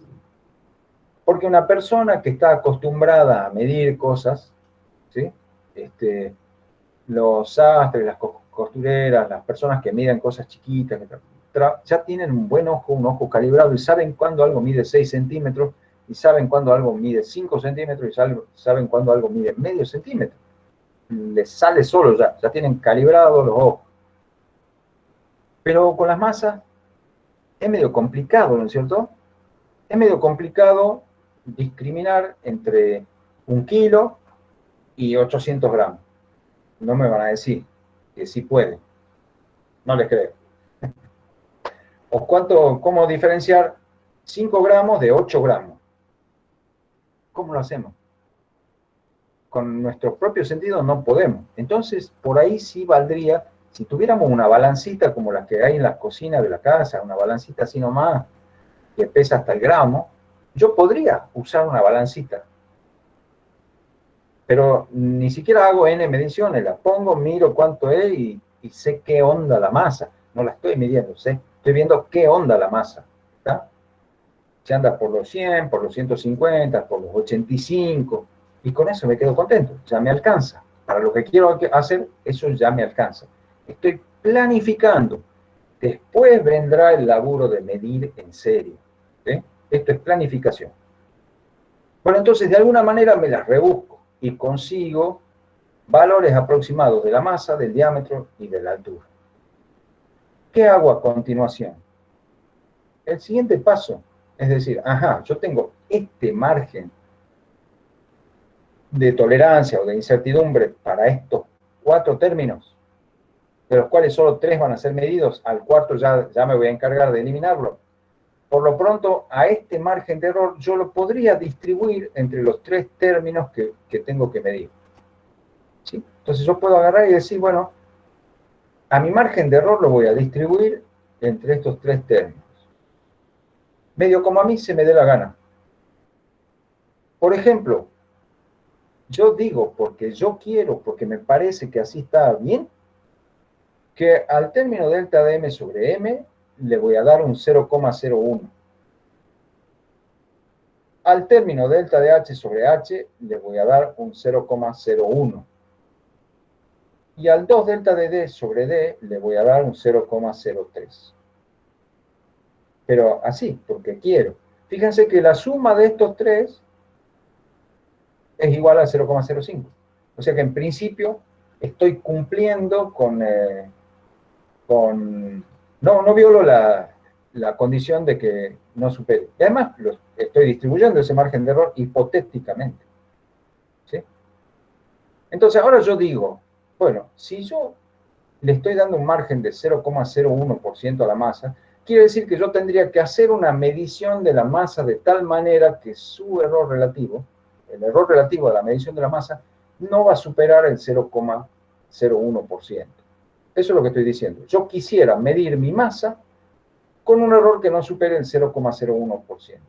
Quisiera medir mi altura con un error que no supere el 0,01%. Y quisiera medir mi diámetro tal que 2 veces el error relativo al diámetro no supere el 0,03. Eso es lo que estoy diciendo. Bueno, si yo estoy asignando, diciendo a priori que este error relativo voy a tratar de que me salga con el 0,01, de que este me salga 0,01 y este me salga 0,03, ya sé de cuánto tendría que ser este error de truncamiento. Fíjense, el más chico de los errores relativos que yo estoy proponiendo, que yo estoy aspirando a lograr con la medición que voy a hacer, el más chico de esos errores relativos es un 1%. Entonces, al término correspondiente a pi, al delta pi sobre pi, lo hago un orden de magnitud más chico que este. ¿Se dan cuenta? Lo hago un orden de magnitud más chico. Yo digo, ajá, entonces, para que yo pueda despreciar esto, tendría que ser un orden de magnitud más chico que estos otros. Entonces, le impongo esta condición. Delta pi sobre pi igual a 0,001. Eso quiere decir que el error de truncamiento de pi tiene que ser así, 0,001 por pi, o sea, 0,003. O sea que tengo que tomar pi hasta el tercer decimal. Y el 3,1416, si lo redondeo ahí el tercer decimal, en 3,142, con tomar pi igual a 3,142, estoy cometiendo un error de truncamiento que está en el orden de las milésimas, y es despreciable frente a los demás. Entonces, ya está. Pero ahí estoy poniendo, ¿no? Ahí estoy poniendo cuánto voy a tomar pi para hacer despreciable esto. No digo solamente, che, lo hago despreciable, ya está, y nunca digo qué valor tiene que tener pi. Acá está clarito qué valor tiene que tener pi para que este término sea despreciable frente a los demás. ¿Sí? Y por ahora esto es una propuesta, esto es hipotético. Bien. Ya me deshice de la... Ya sé cómo tomarla a la constante numérica irracional para que su error de truncamiento no afecte la medición. Entonces ahora digo, bueno, voy a tomar estos márgenes de error que yo asigné a partir de los valores asignados a cada término y teniendo a mano los valores aproximados de las magnitudes, yo voy a calcular cuáles tendrían que ser las incertidumbres hipotéticas de estas mediciones de H, D y M para que se cumpla que estas sean las incertidumbres relativas, ¿sí? Yo, por ejemplo, tendría que medir la masa con un delta de M que tendría que ser 0,01 por el valor aproximado que yo sé que tiene M. ¿Sí? O sea que si yo mido con una incertidumbre de este tipo, de este valor, el error relativo va a ser este y va a estar dentro del margen que yo estoy eligiendo.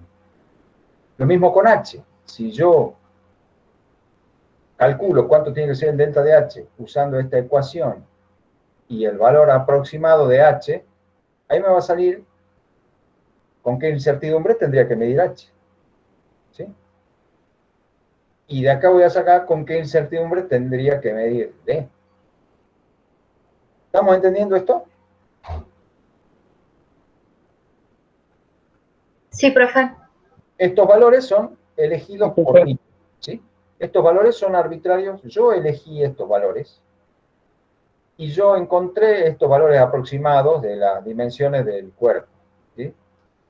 Entonces, con estos valores que yo le asigné a los errores relativos de cada medición, puedo encontrar el orden que tendría que tener la incertidumbre con que tengo que hacer cada medición.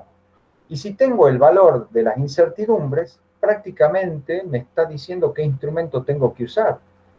Porque si yo sé que estoy midiendo una masa, sé que el instrumento es una balanza, y si encima me está diciendo esto, el orden de la incertidumbre, yo puedo decir, ajá, entonces necesito una balanza que por lo menos tenga una apreciación de esta onda.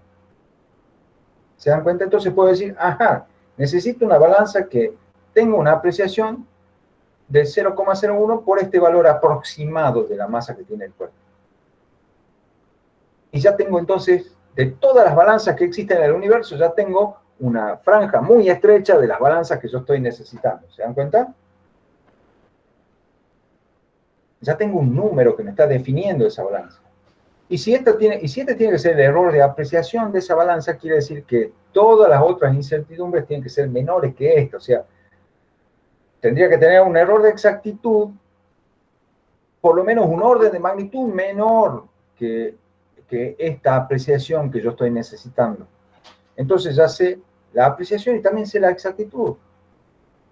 Y como tengo una estimación, tengo un valor aproximado de la masa, también sé el alcance. Nunca me voy a poder medir una masa que sea del orden de m viborita si tengo una balanza con un alcance menor que m viborita. Entonces, necesito una balanza cuyo alcance sea mayor que m viborita. Y necesito una balanza que tenga una exactitud, por lo menos un orden de magnitud menor que esto, y ya tengo ahí especificada la balanza. ¿Se dan cuenta? Todo a partir de tener una primera aproximación a los valores de las magnitudes que necesito medir y una distribución arbitraria de los errores relativos que integran el error relativo total de la magnitud que quiero determinar. Lo mismo va a pasar con H, o sea, esto me está diciendo qué onda la apreciación del instrumento con que tengo que medir H. Si H está en los milímetros, esto será unas centésimas de milímetro. El instrumento será tornillo o calibre, habrá que ver cuál conviene más, ¿sí? Si estos son centímetros, podrán salir reglas milimetradas, podrá salir algún instrumento un poco más grande, ¿sí? Si son metros, podrá salir una regla con alcance de metros, ¿se entiende? Y el diámetro también, dependerá de qué tamaño es el valor aproximado de por dónde anda ese D, me va a decir qué apreciación tengo, y entonces eso me va a decir el tipo de instrumento, la apreciación. Sabiendo la apreciación, sé que el error de exactitud tiene que ser un orden de magnitud menor, y teniendo el propio valor de D aproximado, sé que el alcance tiene que ser mayor que ese D, si no, no lo voy a poder medir. ¿Entienden? Entonces, eso es la planificación. Con eso llego ya a decir, bueno, voy a necesitar una balanza de apreciación 0,01 gramos con alcance de 200 gramos y una exactitud de la milésima gramo me alcanza. Listo. Entonces ya sé qué balanza es la que necesito. Sé para medir la altura que por ahí necesitaré un calibre de apreciación 0,05, me alcanza. Para medir el diámetro me alcanzará un calibre de apreciación 0,02 o por ahí un tornillo. ¿Se entiende la idea? Entonces, estos números que termino sacando acá, estas incertidumbres hipotéticas que tendrían que tener las mediciones que yo tendría que hacer, considero que son las incertidumbres de apreciación de los instrumentos. Y al tener las incertidumbres de apreciación, ya prácticamente lo tengo definido al instrumento. ¿Se dan cuenta? Porque ya vimos que teníamos balanzas de distintos alcances y distintas apreciaciones, calibres de distintos alcances y distintas apreciaciones, etcétera, ¿sí? Bueno, ¿se entendió entonces cómo se planifica?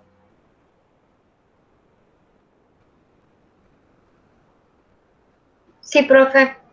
Hagamos el ejemplito que tiene la guía. ¿Han visto la guía en el aula virtual? Se la muestro rápidamente y vemos si hacemos el ejemplito. ¿Están viendo la presentación? Sí. Sí, sí, se ve. Ah, bien. Me asusté porque no me aparece nada del... Bueno, ahora voy a dejar de compartir, pero...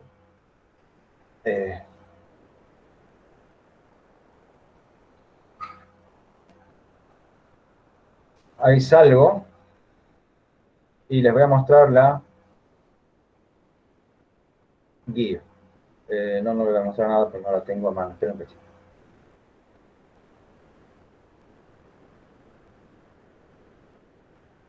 Ahora sí. Bueno, entran al aula virtual. Van a encontrar esta guía. Medición de magnitudes, cálculo de errores aleatorios, o sea, hay errores aleatorios, otro nombre de los errores accidentales. Mediciones directas e indirectas, bueno. La actividad 5 es esta, se desea medir la densidad de un prisma, acá está el prisma, un bloquecito, de base rectangular con una precisión del 2%. Esto es la tolerancia, esto es el margen de error, ¿sí? Y acá me dice, la masa del prisma es de aproximadamente 10 a la 2 gramos. ¿Se dan cuenta? Ese es el M viborita. Además, A aproximadamente igual a 3 centímetros, B aproximadamente igual a 2 y C aproximadamente igual a 6. No hay nada medido acá. No hay mediciones. Hay aproximaciones. ¿Sí? ¿Entendido, jóvenes? Bueno, propongo un método para realizar las mediciones. Identifique claramente cuáles son las magnitudes que deberá medir, planifique. ¿Sí? Bueno. Vamos a la...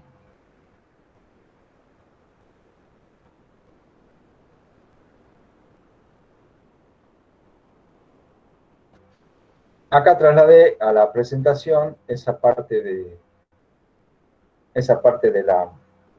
la guía, donde tenemos el cuerpo y tenemos, este sería el M viborita, el A viborita, el B viborita y el C viborita.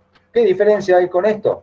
Bueno, que acá tenemos diámetro y altura, o sea, la base, la superficie de la base queda definida con una única magnitud diámetro. Acá la superficie de la base va a quedar definida por el producto de A por B, ¿sí? Y el volumen va a ser superficie de la base por la altura, o sea, A por B por C. Habíamos visto en nuestra guía, en nuestro ensayito de propagación de error de distintas magnitudes, acá está el volumen de un prisma de lados A, B y C. Ahí está cómo se calcula el mejor valor y ahí está la propagación del error. ¿Sí? Entonces, ¿cómo haríamos esto, jóvenes? Y acá tenemos una lista de los instrumentos que estarían a nuestra disposición. O sea, este ejercicio se va a completar diciendo cuáles de los instrumentos que están disponibles en el laboratorio, cuál de estos van a elegir para la medición de cada magnitud. ¿Está? Ese ejercicio ya lo pueden hacer ustedes. ¿Sí? ¿Cómo van a plantear la ecuación? Bueno, van a plantear delta de B sobre B menor o igual que 0,02. ¿Sí? ¿Están de acuerdo conmigo?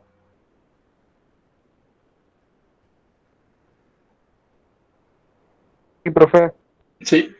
Exactamente. Delta B sobre B, perdón, no, delta de ρ sobre ρ. Profesor. Claro, no tenemos que medir solo el volumen, tenemos que medir la densidad, o sea, masa sobre volumen. Ajá. Entonces, delta de ρ sobre ρ menor o igual que 0,02. ¿Sí? Delta de ρ sobre ρ va a ser igual a delta de M sobre M, más delta de A sobre A, más delta de B sobre B, más delta de C sobre C. Ventaja, no hay pi. No hay pi, no hay que ponerse a ver ahí con cuánta cifra hay que tomar pi, nada. Tenemos 3 longitudes A, B y C, entonces la densidad es masa sobre A por B por C, el delta de ρ sobre ρ es delta de M sobre M, más delta de A sobre A, más delta de B sobre B, más delta de C sobre C, y eso menor o igual que 0,02. Y ahí ustedes van a distribuir este margen 0,02 entre las 4 magnitudes, como tienen los valores aproximados de las masas y de las dimensiones, de ahí podrán decir, ajá, el lado A lo mido con tal cosa, el lado B lo mido con tal otro, el lado C lo mido con tal otra, usando este espectro de instrumentos. ¿Sí? Tienen que usar estos, algunos de estos, y nada más que estos. ¿Comprendido? Entonces, ese ejercicio quiero que lo tengan hecho en su cuadernito. ¿Hicieron el ejercicio del pendulito? Sí. Sí. Muy bien, muy bien. Bien, los quiero. Bueno, ¿cómo les fue con el ejercicio del pendulito? Bien. ¿Tienen algunas cositas escritas? ¿Han hecho algunas anotaciones de la medición del pendulito? Del tiempo nomás. Que Del tiempo. demora. ¿No han anotado las Claro, dimensiones del claro, péndulo? el tiempo. ¿No han anotado las dimensiones del péndulo? ¿Cuánto medía el largo? Más o menos, ¿cuánto era la masa? ¿No? ¿Nada? No, eso no. Bueno, No, profe. pero tienen anotados los tiempos. Han sacado los mejores valores, han medido el tiempo de 10 oscilaciones. ¿Cómo han hecho? Sí.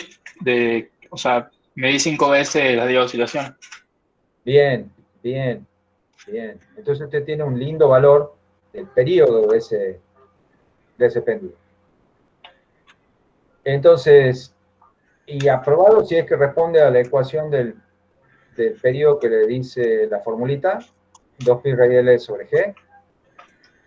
No, yo no me la sabía la fórmula. No, está bien, no importa.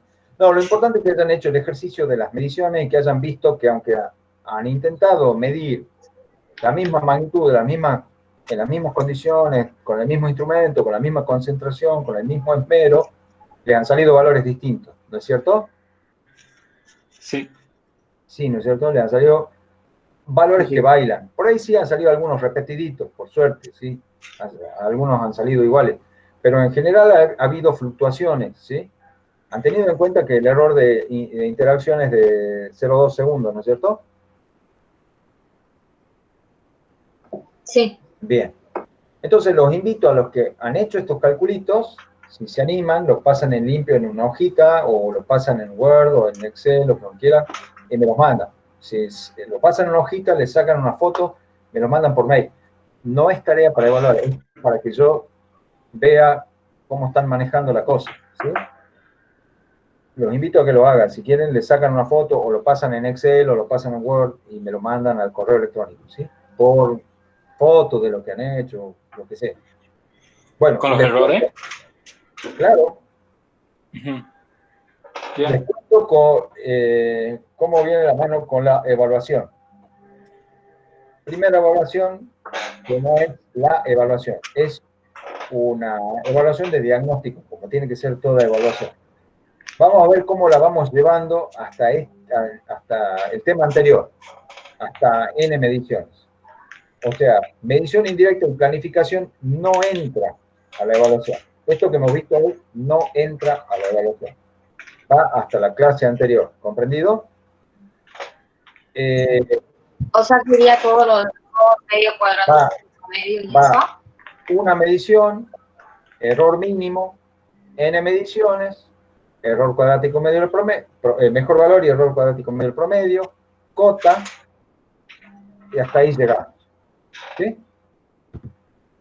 Eso va. Bueno, por cuestiones organizativas y para no pisarnos con ninguna otra materia, ninguna otra actividad, se va a tomar el sábado. A partir de las 14, ya nos van a avisar a nosotros en cuál de los turnos. A las 16 y a las 18, creo. ¿Así era, Ceci? Sí, Horacio, estaban ahí viendo por el tema de la alumna esta, pero sí, en teoría son esos 3 turnos. Ah, bien. Bueno. Hay una señorita que por motivos religiosos pide que por favor no le tomemos el día sábado. Bueno, se va a tener Sí, esa o consideración. que le tomemos más a la noche, digamos. Claro, más tarde, sí. Después, de acuerdo a sus creencias religiosas, el día sábado comienza el viernes al atardecer. No, a ver. Sí, así es. El viernes al atardecer, cuando sale la primera estrella, el viernes al atardecer, cuando sale la primera estrella, ya empieza el sábado. Y se extiende hasta que desaparece esa primera estrella el domingo a la madrugada. ¿Qué es Ramadán? No sé qué. No, adventistas. ¿Adventistas? Adventistas, sí. Que coincide con la forma en que los árabes y los judíos también consideran el día, ¿no? Sí, porque sí, tiene para que ellos ver. también el día empieza cuando al atardecer aparece la primera estrella. Bueno, muy poético, pero no es el tema. Entonces, ya saben, queridos jóvenes, cómo es la cuestión.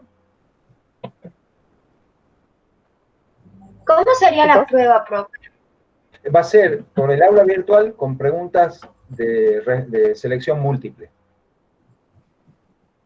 Multiple choice. Sí, en castellano se dice selección múltiple. ¿Va a tener que ser por llamada o solamente con un cuestionario? No, ustedes van a ingresar al aula virtual. Yo ahora los voy a dar de alta al grupo de ustedes, o sea, el de ese turno. Sí, no se traume, Rocío, no es con nota. En realidad sí es con nota, pero para saber quiénes están bien y quienes no están tan bien. ¿Se dan cuenta?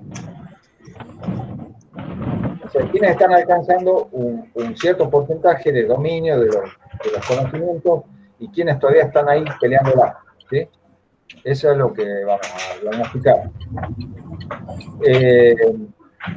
Yo lo que les tengo que informar vía mail es a partir de qué hora van a tener acceso ustedes.